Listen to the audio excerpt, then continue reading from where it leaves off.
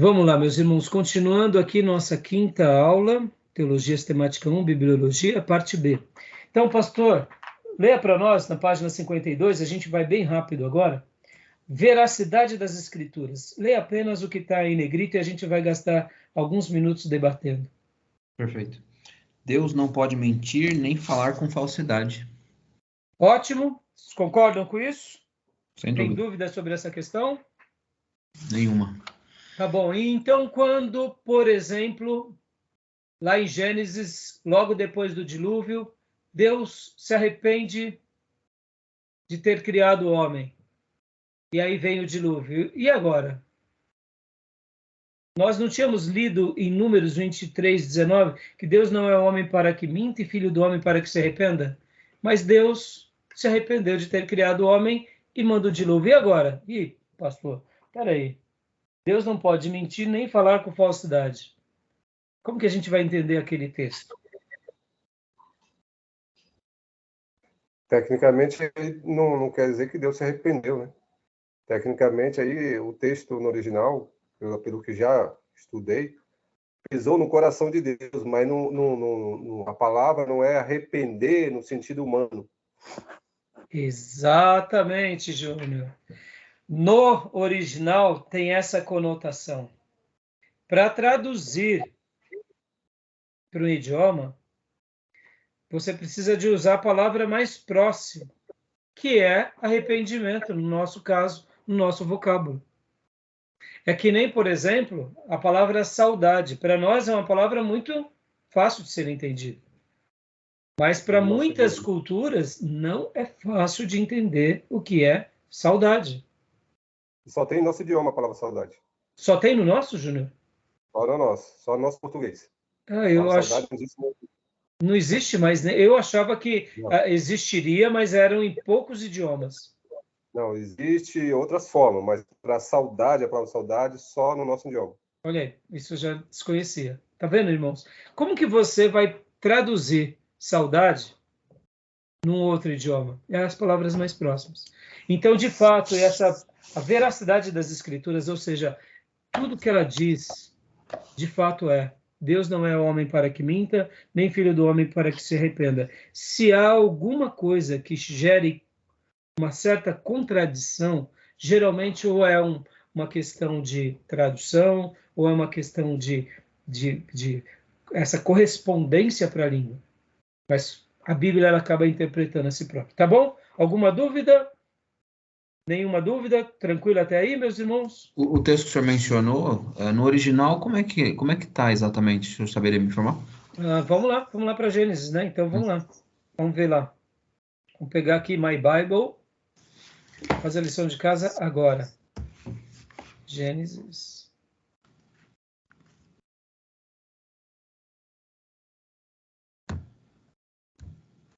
Vamos lá. Vamos achar.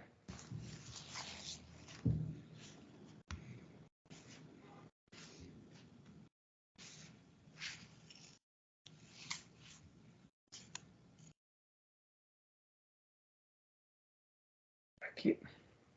Gênesis 6:6. Então arrependeu-se o Senhor de haver feito homem sobre a terra e pesou-lhe o seu coração. Vamos aqui para My Bible.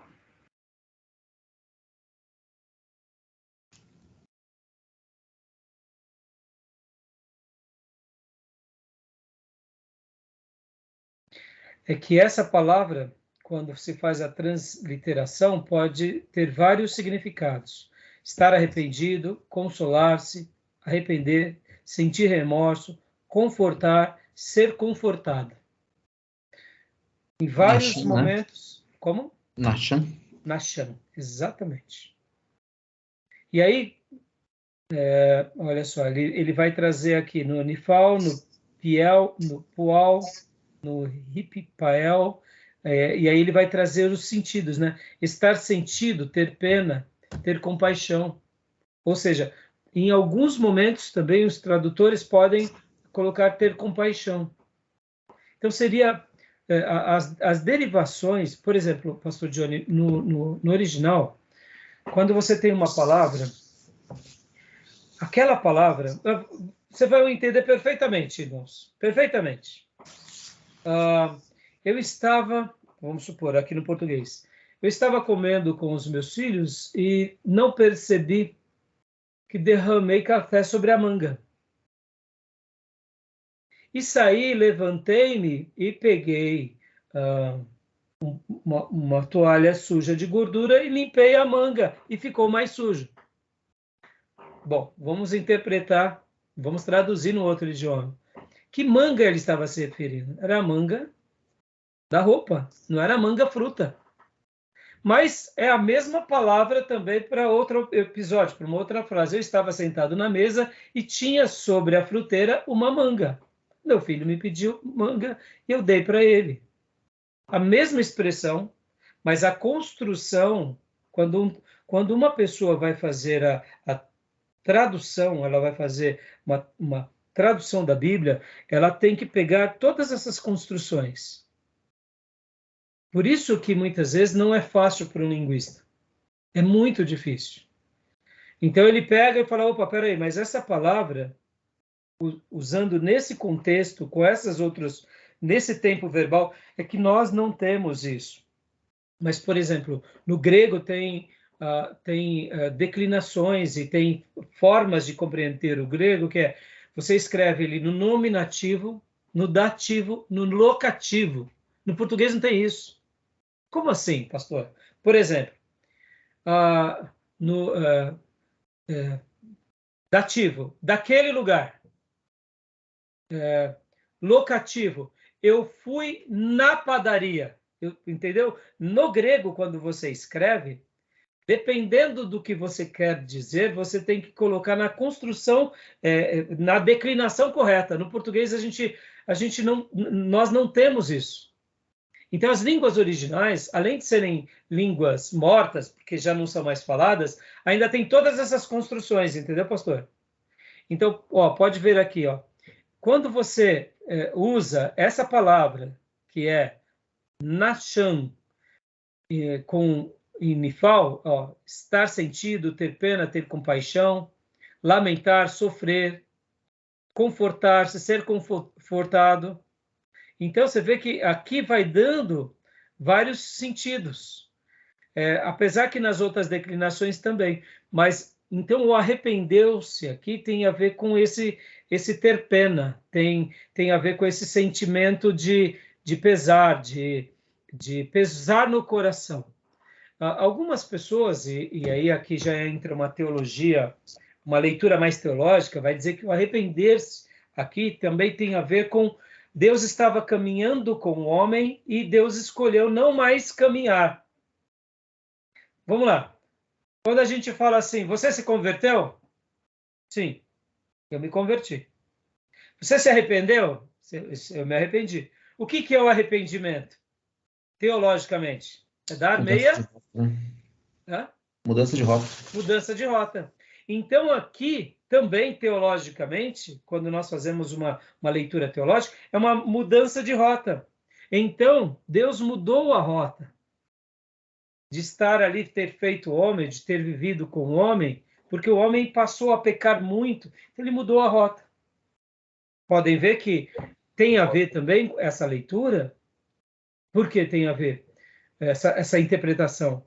Porque pode ver que aqui, depois do dilúvio, a humanidade não vive mais tanto. Porque lembram? Eles viviam até 900 e poucos anos. Enoque que viveu menos porque foi arrebatado. Então, dá uma ideia... Não entendi, Júnior? Não dá para admitir aí que foi o autor que interpretou o dilúvio aí errado. Não dá, né? Não dá porque... Não. Porque, pensa assim, Júnior, quando Deus se revela para Moisés e ele escreve, na ideia judaica isso era muito tranquilo. Deus mudou de rota, Deus ele pode realmente ter tido compaixão, mas teve um pesar, não como compaixão, mas teve um pesar. Poxa, o ser humano se tornou irretratável. E a gente tem que lembrar, irmãos, que 1000 anos, praticamente. Pensem num planeta onde as pessoas vivessem 1000 anos. A gente não estava mais aqui. Concorda? Não estava mais aqui. O mundo já tinha implodido. Se Deus não mudasse... E pode ver que ele muda a rota, e aí a gente passa a viver no máximo o quê? 100 anos, 100 e poucos anos. Pode ver que poucas pessoas na Bíblia passaram dos 100 e poucos. Abraão foi 175, que é uma exceção, depois do dilúvio. José do Egito foi 110. Moisés foi 120. A maioria não chega nem a 100. É uma minoria que beira ali os seus 100. Nas histórias dos reis, pelo que eu me lembro, só Joiada que foi 130, sumo sacerdote, que preguei dias atrás. 130. Mas a maioria não chegava perto dos 100. Né? Mas assim, uma vida boa, né? 100, 100 e poucos. Né? Então, essa é a leitura, entendeu, pastor? Tá joia? Mas, ó, isso daí, aí, ó, para o pastor matar toda a vontade, aí é bacharel, aulas de grego e hebraico, exegese, Deus é entendeu? imutável, né? Hã? Deus é imutável, um atributo dele é eterno, né? Não vai mudar, não vai se arrepender. Exatamente. Mas Deus, ele pode, como se diz, ele pode ter compaixão, sim, mas aí no caso aqui não teria muito a ver com a compaixão. Mas ele pode aqui ter esse sentido pesaroso. Acho que a palavra pesar cabe bem pra caramba aqui, né? Cabe bem, cabe bem. Exato. Mas Pesou o cabe coração. para nós hoje, né, pesar, Sim. no nosso contexto. Mas como transliteração, o arrependimento acaba sendo mais completo. Por isso, conhecer os originais é excelente, né? Mas a proposta era sobre a veracidade. Eu fiz questão de já falar aqui de Gênesis para mostrar que aqui é uma questão de tradução e é uma questão também de compreendimento teológico e compreendimento da espécie do gênero humano nesses dias. Né? Irmãos, tudo que Deus faz é perfeito. Podem ver que nessa geração antediluviana, eles não comiam carne. Eles não precisavam. A carne passa a ser algo consumido depois do dilúvio. Dá uma ideia que o mundo e o planeta passa por uma mudança brusca. Segundo alguns estudiosos, vão dizer que sobre a atmosfera havia uma película de água que fazia com que o planeta fosse praticamente como um bolsão. E possivelmente o planeta ele tinha essa harmonia. Por isso que não tinha chuvas, tinha sereno. E logo, as estações do ano, pensam, bolsão, não tem alteração. É por isso que se vivia muito. Quando em Gênesis, aqui no dilúvio, fala que as comportas dos céus foram abertas, e é da terra, dá uma ideia de muita água. Pode ver que, eu não sei se vocês já ouviram falar, mas no Amazonas existem 2 tipos de mares, ou de águas, os da terra e os do céu. Já ouviram falar sobre isso? A quantidade de água no Amazonas superior é muito maior do que a inferior, as que estão nas nuvens. É como se fosse literalmente um novo rio, né? Sobre as florestas, né? Onde estão as florestas? Elas criam umidade, criam todo aquele ciclo. Então as chuvas, pode ver que chove muito, mas é muito quente, mas chove muito. Então a quantidade de água que está em cima dizem que é maior do que a que está embaixo. Interessante, né? A gente nunca parou para pensar sobre isso, não faz parte da nossa vida. Então pense em um planeta, uma coisa muito mais... por isso que os polos concentram águas, e no degelo deles possivelmente teríamos inundações absurdas, porque essas águas, segundo alguns, né, estariam nessas regiões. Bom, isso são teorias, tá, irmãos? Seja o que for, eu acho que a Bíblia não erra. Eles viviam quase 1000 anos, há uma mudança na ruptura, Deus tem essa mudança, sim, não que ele se arrepende, mas ele muda a rota, ele tem esse pesar por causa da maldade. Pode ver que o texto bíblico lá em Gênesis fala: o meu espírito estará com o homem. Ele não vai ficar mais do que 120 anos. Então, você pode ver que até nessa questão, Noé demora 120 anos para construir a arca. Então, depois desse período, há uma mudança na estrutura humana. Por isso também que alguns vão dizer que um ser humano um dia vai voltar a viver muito. Pode ser que se descubra aquele ambiente que existia lá atrás. Mas aí, irmãos, a questão né, viver assim em pecado deve ser horroroso também. Sejamos honestos. Né? Viver assim como um filho de Deus deve ser maravilhoso. Mas, continuando, Pastor Johnny, 2, leia lá para nós. Na página 53, vamos dar uma corrida agora. 2. Portanto, todas as palavras nas Escrituras são inteiramente verdadeiras e não contêm erro em lugar algum. Joia. Agora, gastando algum tempo aqui sobre essa questão, irmãos, eu não tenho dúvida disso, para mim isso é claro, mas existem certas passagens, por exemplo, que nós, quando fazemos aquela lição de casa de comparar os textos, achamos algumas coisas que não batem. Não é que houve um erro, mas é que possivelmente algum copista, em alguma daquelas cópias, colocou alguma coisa que as próximas cópias acabaram tendo ali, vamos dizer assim, dando uma outra ideia. Por exemplo, vamos pegar um exemplo. Lembra da arca? Quando ela retorna para Israel, quando ela sai dos filisteus? Lembra? Com Eli e os seus 2 filhos perdem a arca, vai lá, fica com os filisteus, Dagon se prostra, Dagon se arrebenta diante da arca, os filisteus mandam para uma cidade, mandam para outra, vem úlceras, vem pragas sobre os filisteus, eles ficam desesperados, lembra disso? Ficam por vários meses, os filisteus mandam de volta. Quando mandam de volta, vai para Bet-Semes. Lá em Bet-Semes, um grupo possivelmente era uma cidade de levitas, eles pegam a arca, pegam pelos varais, colocam sobre uma pedra, fazem o sacrifício das vacas. Logo na sequência acontece algo. O que acontece? Alguns homens abrem a arca. E o que acontece com eles? O que acontece, Maís? Morrem. Eles morrem. Exatamente. Você já anotou o episódio que eles mandaram com objetos, né? Sim. Oi, Fia, tudo bem? Salve aqui. Tudo bem, Luiz? Exatamente, Fia, exatamente. Esse episódio que eles mandam até com... Ó, irmãos, percebam, as palavras dos... É isso que eu digo para vocês, irmãos. E aqui deixa eu dizer uma coisa, hein? As palavras dos filisteus foram: não sejamos orgulhosos como foram os egípcios. Pereceram. Pastor, eles estavam reconhecendo que o Senhor era Deus? Sim. Eles estavam reconhecendo que o Deus de Israel era o manda-chuva? Sim. Eles se converteram? Aí é outra história. Mas que ali as declarações dos filisteus são uma declaração que dá para ver que teve medo, que teve temor, etc, etc e tal, foi. Tanto é que eles fazem até o quê? Uma oferenda ao Deus de Israel. Não é? Deus recebe ou não recebe? Recebe.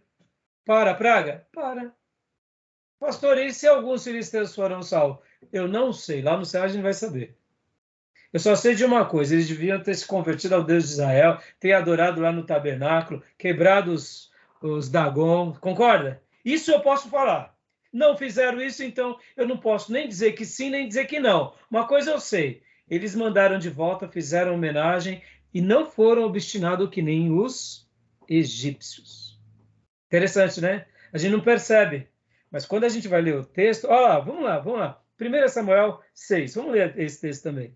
6:6.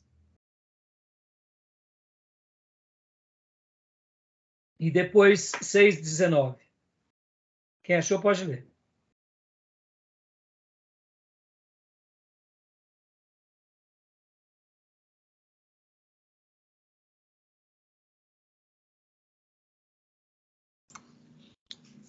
Primeiro Samuel 6:6.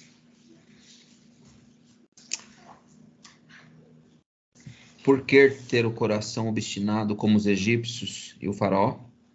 Só quando esse Deus os tratou severamente, eles deixaram os israelitas seguirem o seu caminho. Né? Aí o texto vai mostrar que eles fazem as ofertas, né? Quem sabe Deus, esse Deus, né? Eles são pagãos, irmãos, são pagãos, mas aqui eles estavam, lembra? Toda língua confessará, todo joelho vai se dobrar e toda língua vai dizer que Jesus é o Senhor. Eles estavam aqui dizendo, ó, Deus de Israel não dá para brincar. Bom, agora leia para nós o 6,19, pastor Johnny. O Senhor, contudo, feriu alguns dos homens de Bet-Semes, matando 70 deles, por terem olhado para dentro da arca do Senhor. Opa, tem uma letrinha aí, não tem no 70? Sim, Senhor com letra maiúscula. Não, sim, o 70. Ah, tá. Tem uma letrinha, não tem? 70? Tem sim, uma letra C, eu acho. Então, vamos lá para baixo. Na minha aqui é a letra E. A minha referência que aparece aqui é conforme alguns manuscritos do texto masorético. A maioria dos manuscritos do texto masorético, a Septuaginta, dizem 50.070. Eita, Exatamente. Então, quando vocês pegarem algumas versões, talvez essa parte possa estar 50.070. Pastor, peraí, pastor. Será que tinha 50.000 habitantes lá em Bet-Semes nesses dias? Eu acho difícil.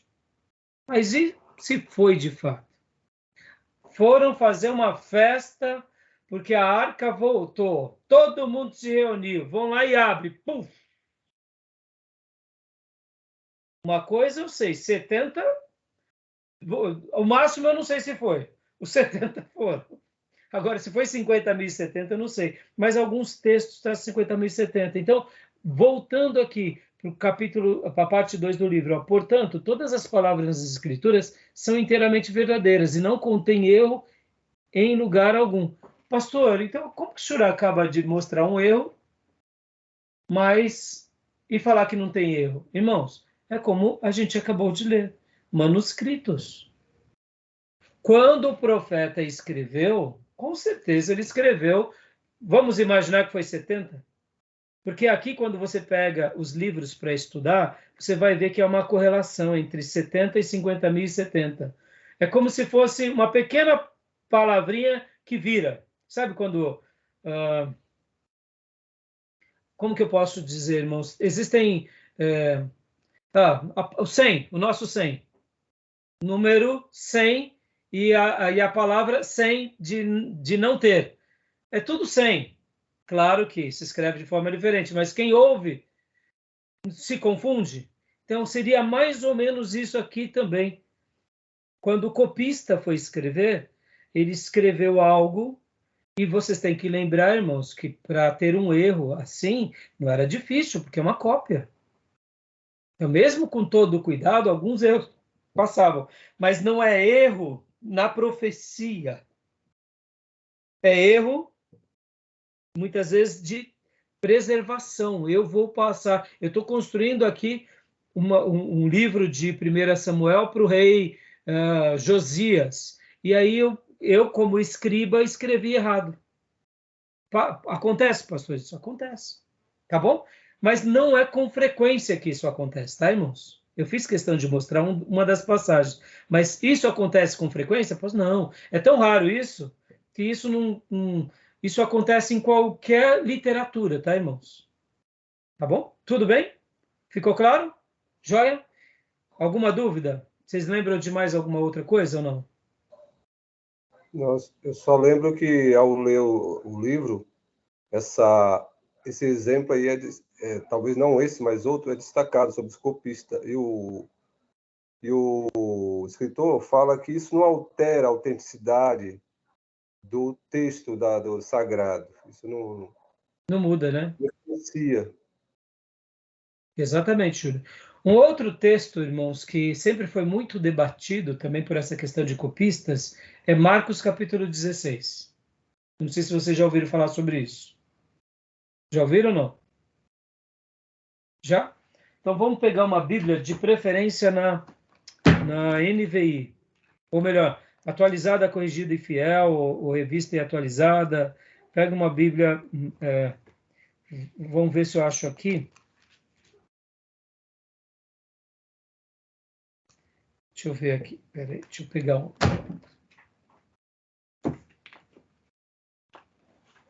Marcos 16. Marcos 16.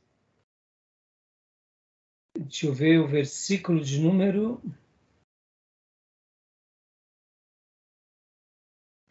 Algumas Bíblias vão estar em colchetes.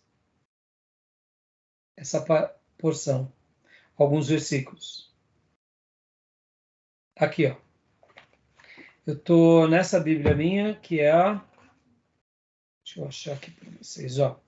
Versão revista da tradução João Ferreira de Almeida, de acordo com os melhores textos em hebraico e grego. Essa daqui é versão revisada, tá? Ó, na versão revisada, você vai ver que no versículo 9 é colocado entre colchetes, do versículo 9 ao versículo 20. E qual é a explicação? A explicação aqui, ó. Nos melhores manuscritos antigos não consta o trecho do versículo 9 ao 20. Então, em alguns manuscritos, ou nos melhores, do versículo 9 ao versículo 20, não tinha. Possivelmente, quando se fizeram as cópias de Marcos, sabe a última, Apocalipse 22, na Bíblia dos irmãos? Apocalipse 22. Vem cá, pega um irmãozinho que tem 30 anos na igreja.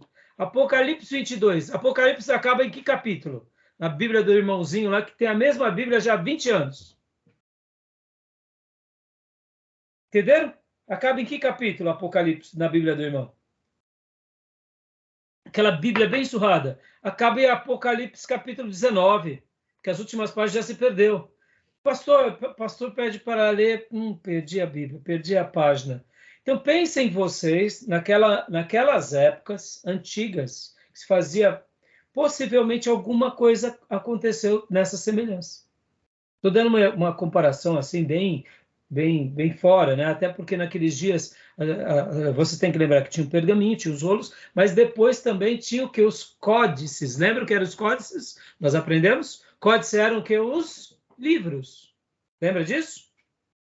Então, possivelmente, o versículo de número 19 ao versículo 9 ao versículo 20, vocês acharam na Bíblia de vocês isso ou não? Alguma Bíblia vocês têm, não? Eu achei na nova... Perdão. Pode falar, irmão. Eu achei na nova Almeida. Na nova Almeida, né? Atualizada. A minha não tem, não. A minha é NVI, mas mesmo assim tem um rodapé que está dizendo que alguns manuscritos não tem o versículo 9 ao 20 ou tem final diferente. Então, exatamente. A NVI consta, né? Eu não lembrava se constava.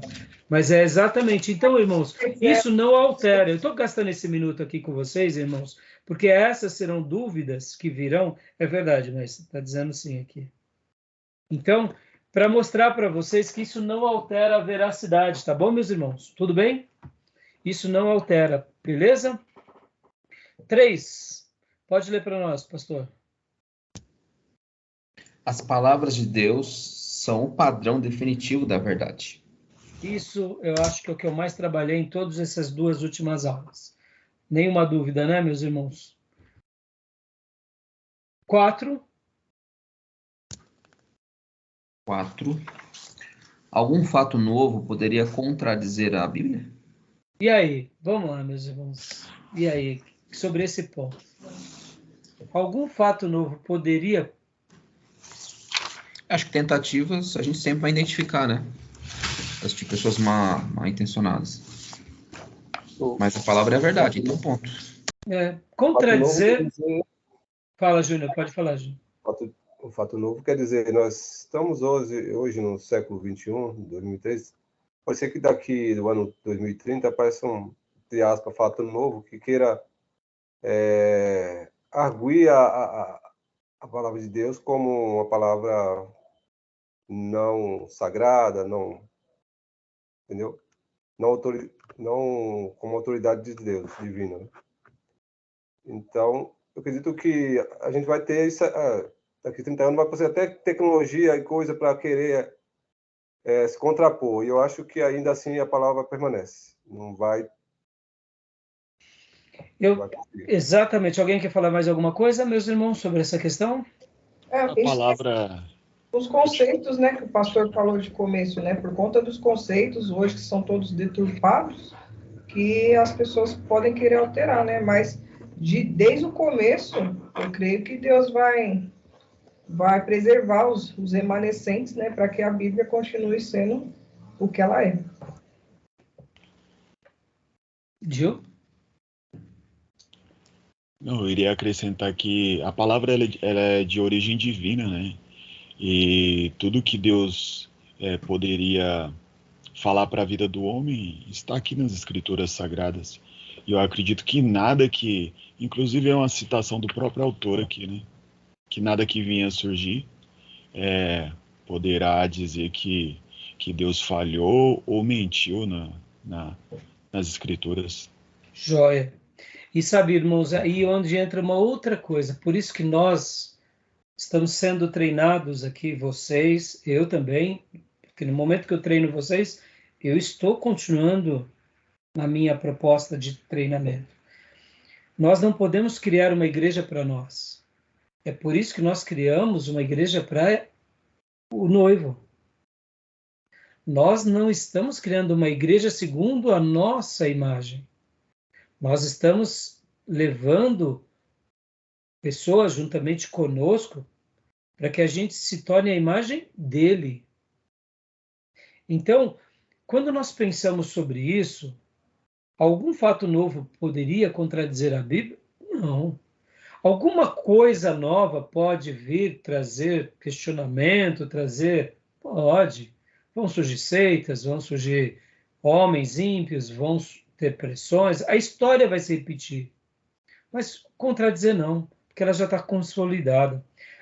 No livro do Teologia Elementar do Bancroft, na parte C, ainda do capítulo 1, quando ele está falando das doutrinas das Escrituras, ele fala sobre a canonicidade e autenticidade, ele vem e fala sua veracidade, e aí aqui, olha que coisa linda, dentro da veracidade, ele vem e diz o seguinte, há uma integridade topográfica e geográfica, há uma integridade etnológica ou racial, há uma integridade cronológica, há uma integridade histórica, há uma integridade canônica.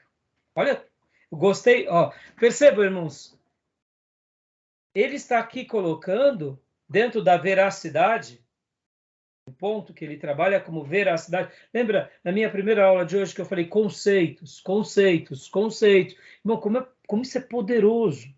Quando a gente realmente entende isso passa para dentro do nosso cérebro, do nosso coração, do nosso entendimento, que a gente começa a pegar veracidade. Aí ele vem dentro dessas veracidades, ele fala, há uma integridade topográfica, geográfica, há uma integridade cronológica, histórica, etnológica, racial, canônica. Ou seja, nós temos um rastro de bênção.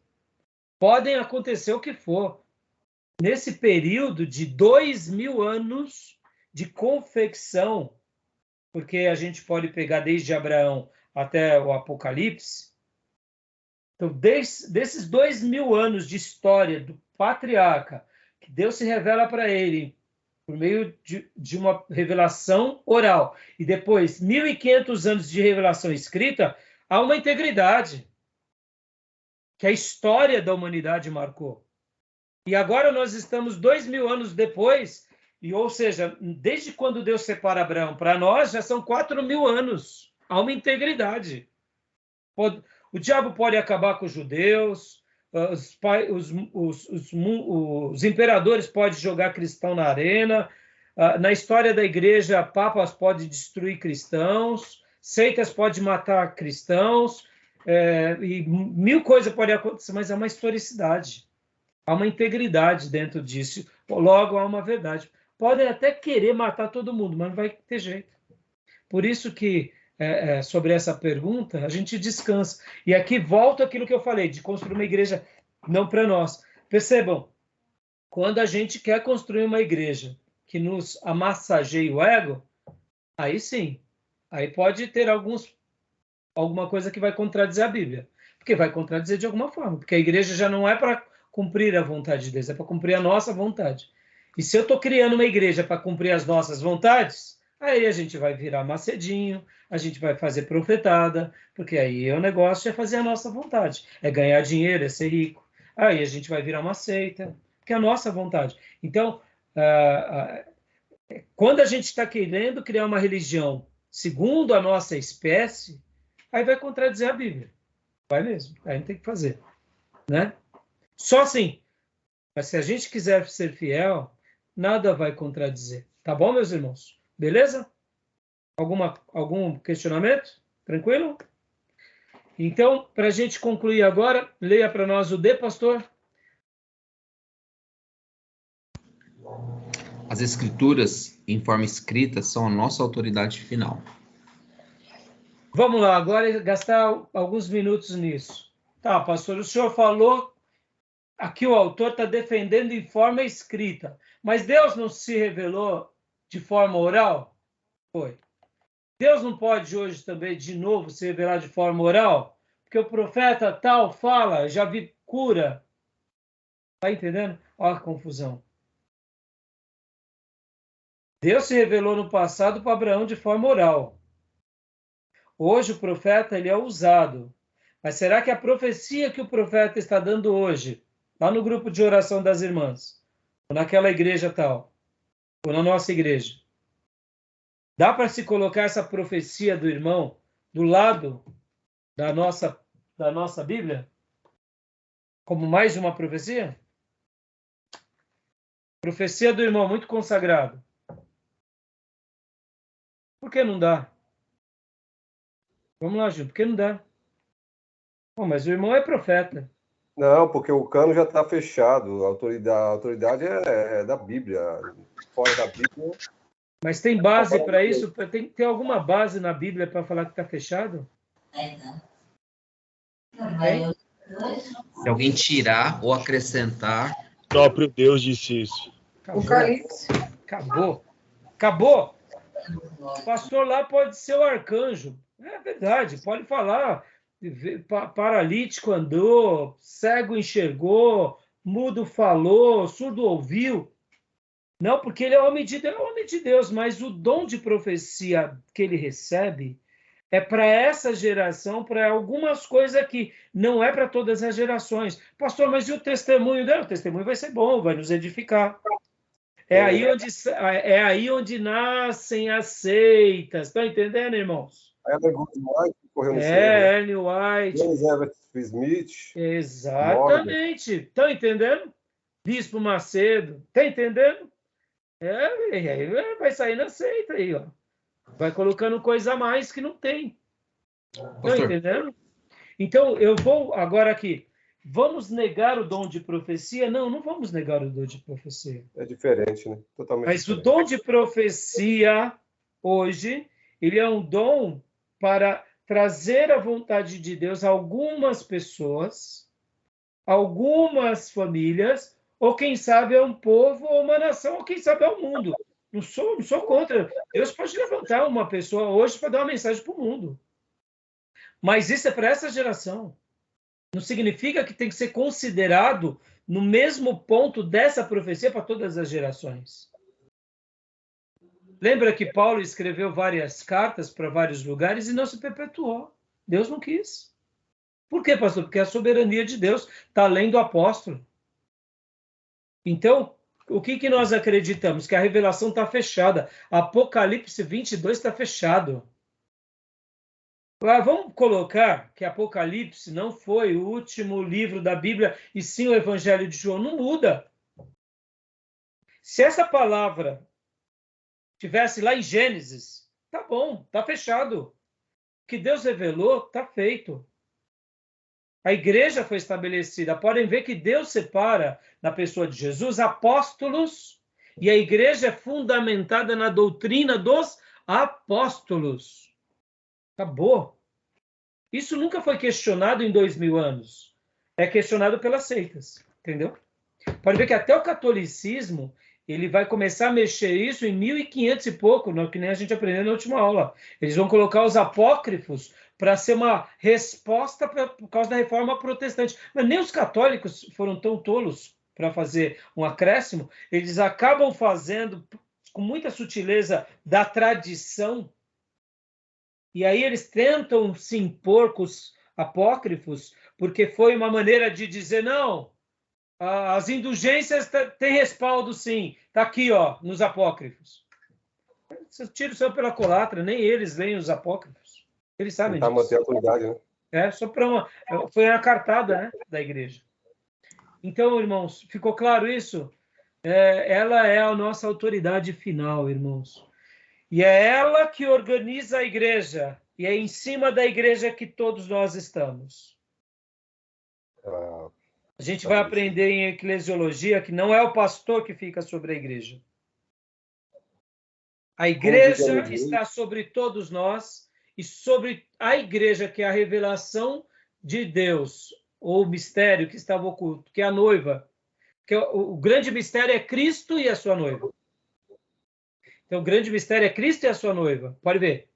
Então, o pastor, ele não está acima da igreja, ele serve a igreja, ele está dentro da igreja. Ele é o maestro da igreja, mas a igreja é a maior autoridade sobre o pastor. Pode ver que pastores morrem, pastores ficam, levantam outro, a igreja prevalece.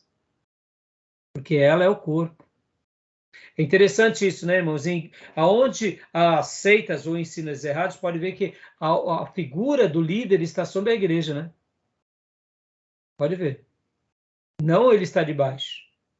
Pode ver que Paulo, sendo o grande apóstolo, estava debaixo de uma igreja. Os próprios apóstolos cuidavam de uma igreja, mas eles estavam debaixo de uma igreja. Era a igreja apostólica. Pedro não estava aqui em cima, Pedro estava aqui embaixo. Entenderam? E sobre essa igreja, e sobre essa igreja, as escrituras. Porque é por causa das escrituras que a gente entende o cabeça e entende o corpo. Hierarquia, né? Tá bom, meus irmãos? Tranquilo?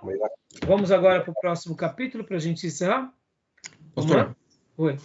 Ainda sobre esse ponto, bem rapidamente, quando eu olho e ouço alguns judeus falando a respeito da Torá e também do Talmud, assim, a impressão que eu tenho é que eles colocam na mesma dimensão, né, de autoridade. Sim. E aí, bom... E aí? Pois é, e aí, né? Mas assim, as escrituras... Bom, um exemplo, eu ouvi outro dia um rabino falando a respeito aí do Talmud, inclusive tecendo a seguinte informação. Por exemplo, a guarda do sábado. A gente tem orientação, e ele falando, né, no Antigo Testamento, que era uma ordem divina, mas como é que guardava o sábado, afinal de contas? Aí ele dizia, o Talmud vai explicar isso detalhadamente, até porque é uma tradição oral, foi passando de pai para filho, de filho para... enfim, assim por diante. E aí, para não se perder, decidiram registrar isso. Então, ou seja, ao passo que eles estão caminhando ali, ouvindo a Torá, quando eles buscam uma informação mais aprofundada, aí vão para o Talmud. E agora você vai lembrar, o que Jesus disse questionando os rabinos, seus dias, os fariseus, os mestres da lei? Tradições, afinal das contas, né? O que ele falava? Errais por não conhecer a Escritura, nem o poder de Deus, mas, enfim, era tradição. Então, mas Jesus ele não fala sobre as tradições dos homens? Sim. Então, ali ele já está questionando a tradição do rabinato. Porque pode ver, o que a Bíblia não explica, eles explicam. E se você não faz aquilo que eles explicam, você está fora dos credos. Mas mais uma vez a tradição. Pode ver que, do mesmo modo que os judeus seguiram a tradição dos homens em nome da religião e se desviaram da lei de Moisés, podem ver que Esdras, ele era o quê? Um escriba. E ele, como escriba, caminhou como Davi, caminhou como Joiada, caminhou como Jeremias, como Elias, caminhou como Moisés. Ele não tinha Esdras, critérios de Esdras, pensamento rabínico de Esdras, explicando o que a Bíblia está explicando. Entendeu, pastor? Mas a sua pergunta era essa mesmo, né? Certinho, é isso aí. Então, na realidade, os judeus, o rabinato, eles pegam a tradição e colocam igual ou maior do que a própria Bíblia. Ou, vamos dizer assim, é uma maneira que eles tentam colocar a Torá. Lembra que na aula passada, no módulo passado, que nós falamos sobre o Velho Testamento 1 e 2, nós falamos que lá era Pentateuco, livros históricos, poéticos e os proféticos. Eles tentam colocar como a lei está sobre esses livros. Mas o Velho Testamento nunca trabalhou dessa forma. A revelação veio como revelação oral, revelação escrita. Dentro da revelação escrita, primeiro veio a lei, depois veio os históricos, depois os poéticos e depois os proféticos. Não necessariamente nessa ordem, mas se intercalando, porque ora vinha histórico e ora vinha poético. Então, perceba que no Velho Testamento há essa harmonia entre revelação oral e as demais revelações. Mas para o judeu, não. Eles pegam aqui a lei, colocam sobre as outras, criam uma tradição sobre essas leis, explicando, e depois eles tentam encaixar. Por isso que não fecha o pacote. E nunca vai fechar. Então, pastor, assim como a tradição errou no rabinato, a tradição errou no cristianismo. E hoje, a tradição pode errar no protestantismo. Lembra que na outra aula, no bloco anterior, eu falei dos anglicanos nos dias de John Bunyan? Irmão, nós erramos também. E se a gente não abre o direito de dúvida que a gente pode estar errado, quando for ver, já é tarde demais. A gente já errou muito. Entendeu? Beleza, meus irmãos? Tá bom? Vamos fazer mais uma rapidinho para a gente terminar aqui, porque agora a gente vai para o capítulo 5 e a gente vai terminar rapidamente o último bloco, tá bom? Tudo bem até aí, meus irmãos? Tranquilo? Beleza. Bom, vamos lá. Então, vou fechar aqui a nossa chamada, tá bom?